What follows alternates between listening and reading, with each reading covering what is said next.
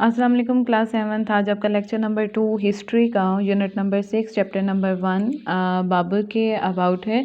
कल हमने इसकी हाफ बुक रीडिंग की थी और होप्स हो कि आपने इस बुक रीडिंग के दौरान वर्ड्स मीनिंग भी अपने हाईलाइट करके अपनी बुक पे लिखे होंगे और इसका जो मैंने आपको थोड़ा सा इंट्रोडक्शन दिया था आपने उसको भी समझा होगा और बुक रीडिंग करके इसको पढ़ा होगा।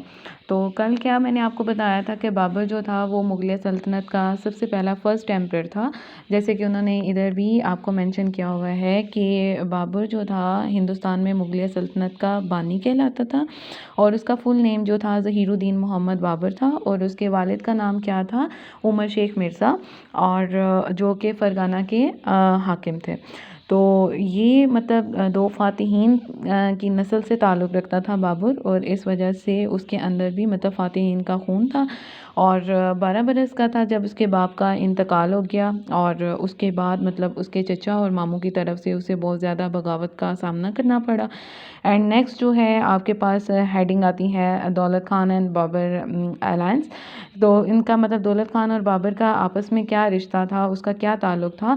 तो दौलत खान एक्चुअली में कौन था? दौलत खान के अबाउट कहा जाता है कि ये दौलत खान जो था was the governor of Lahore, the last ruler of Lodhi dynasty, यानी ये लोधी डायनेस्टी का लास्ट रूलर था। और इसने इनवाइट किया था बाबर को कि वो इन्वेड करे, मतलब हमला करे किंगडम के ऊपर। और जैसे कि आप बुक रीडिंग में भी आपको नज़र आ रहा है कि इसमें ये मैंने अंडरलाइन किया हुआ है इस लाइन को, Babur after conquering the Delhi Sultanate and becoming its ruler would keep Daulat Khan as a governor of Lahore. जब बाबर ने फ़तह कर लिया दिल्ली सल्तनत को तो उसने दौलत खान को जो है वो गवर्नर के तौर पर रखा लाहौर की।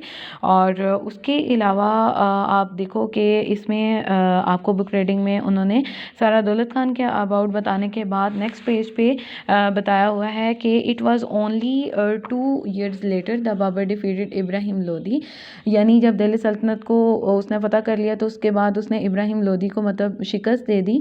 कब उसने शिकस्त दी? फर्स्ट बैटल ऑफ पानीपत, यानी पानीपत की लड़ाई में उसने इब्राहिम लोदी को शिकस्त दी। इब्राहिम लोदी कौन था, इसके अबाउट मैंने आपको एक्सप्लेन करना था आज के लेक्चर में। तो इब्राहिम लोदी जो था वो एक पठानों के ख़ानदान से ताल्लुक़ रखता था, ठीक है।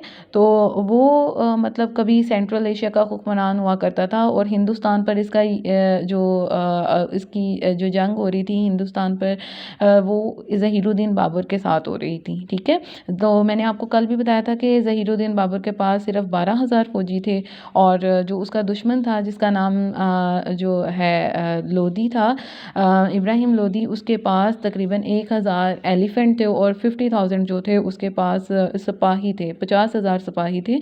और मतलब लेकिन फिर भी ज़हीरुद्दीन बाबर ने अपनी हिकमत अमली को इस्तेमाल करते हुए, अपनी समझ को इस्तेमाल करते हुए जो इब्राहिम लोदी को बुरी तरह से शिकस्त दी और शिकस्त देने के बाद उसने दिल्ली सल्तनत पर कब्ज़ा कर लिया। अब उसके बाद मतलब इस लड़ाई में हारने वालों का क्या अंजाम हुआ और उसकी किस तरह से ये हिकमत अमली को इस्तेमाल किया। लोदी ने अपनी मतलब हिकमत अमली इस तरह से इस्तेमाल की कि इसने खुले मैदान में जंग करने के बजाय अपनी हिकमत अमली को इस्तेमाल करते हुए दुश्मन को अपने दाएं और बाएं बाजू के दरमियान तकसीम कर लिया। और उसने वो किस तरह से तकसीम किया था, उसने इस तरह से तकसीम किया कि दाएं बाजू के आगे उसने अपनी फ़ौज को खड़ा किया ताकि दुश्मन इस पर हमला ना कर सके, और बाएं बाजू के आगे उसने खंदक खोद कर लकड़ी की मजबूत मतलब एक फेंस सी बाड़ सी लगा दी। और उस टाइम मतलब बंदूक और तीर अंदाज वगैरह का ज़माना था और उसके अलावा तोपें जो थी उनका इस्तेमाल इतना ज़्यादा नहीं किया जाता था, लेकिन ज़हीरुद्दीन बाबर के पास एक अच्छा असलहा था और उसमें तोपें वगैरह थी। तो हिंदुस्तान में ये हथियार पहली बार इस्तेमाल हो रहा था, मतलब पानीपत की लड़ाई में पहली दफ़ा इस्तेमाल हो रहा था। इब्राहिम लोदी ने देखा कि दुश्मन तादाद में जो है वो बहुत कम है, मतलब ज़हीरुद्दीन बाबर के पास सिपाही बहुत कम है, तो इसने खुले आम हमले का हुक्म दे दिया। इब्राहिम लोदी ने हमले के लिए हाथियों का इस्तेमाल किया और तोपों के गोलों से हाथी इतने खौफज़दा हुए कि वो सब भागे और अपने ही फौजियों को कुचल डाला। यानी जब ज़हीरुद्दीन बाबर ने तोपों के साथ इब्राहिम लोदी पे हमला किया तो उसके जितने भी एलिफेंट्स थे वो तोपों के गोलों की वजह से डर के वहाँ से भाग गए और अपनी फ़ौजों को मतलब अपने ही सिपाहियों को इब्राहिम लोदी लोधी के सिपाहियों को कुचल डाला और इस तरह बाबर ने मौका पाते ही पूरी ताकत से दुश्मनों पर हमला किया और दिल्ली को फतह कर लिया।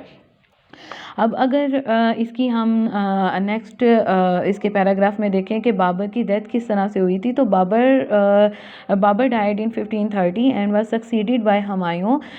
हुमायूं जो था वो बाबर का बेटा था और वो चाहता था, वो हमेशा यही दुआ करता था कि मतलब उसके बाद उसका जो बेटा है वो उसके तख्त पे बैठे। तो Babar was buried in Bagh e Babur in Kabul Afghanistan. Babur wrote his autobiography. Babur ने अपनी ऑटोबायोग्राफी भी लिखी। ऑटोबायोग्राफी के अबाउट आपको पता होगा कि जो अपने मुतालिक हम अपनी आप बीती लिखते हैं और जिसको टाइटल दिया गया था उसकी आप बीती को Baburnama, which was later translated into Persian during his grandson emperor Akbar then. He is considered a national hero in Kyrgyzstan and Uzbekistan, और वो उज़्बेकिस्तान और कजाकिस्तान का एक नेशनल हीरो भी कहलाता है। And has also been mentioned in some local folk songs. और ये सारी जो हिस्ट्री है वो बाबर के अबाउट मैंने आपको एक्सप्लेन कर दी है। आप इसके वर्ड्स मीनिंग अपने नोट्स में से लेके इस बुक रीडिंग के साथ साथ आप ऐड करोगे और इसको पढ़ोगे और ट्राई किया करो कि आप ख़ुद भी मतलब हिस्ट्री के अबाउट नॉलेज रखो और इसको पढ़ा करो। और इसमें ये चैप्टर में सिर्फ यही बताया हुआ था कि पानीपत की लड़ाई क्या है, बाबर का इंट्रोडक्शन क्या है, उसके बाद उसकी डेथ है। तो आप इसको अच्छे से समझना और इसको समझ के सारे वर्ड्स मीनिंग ऐड करके इसको याद करना आप।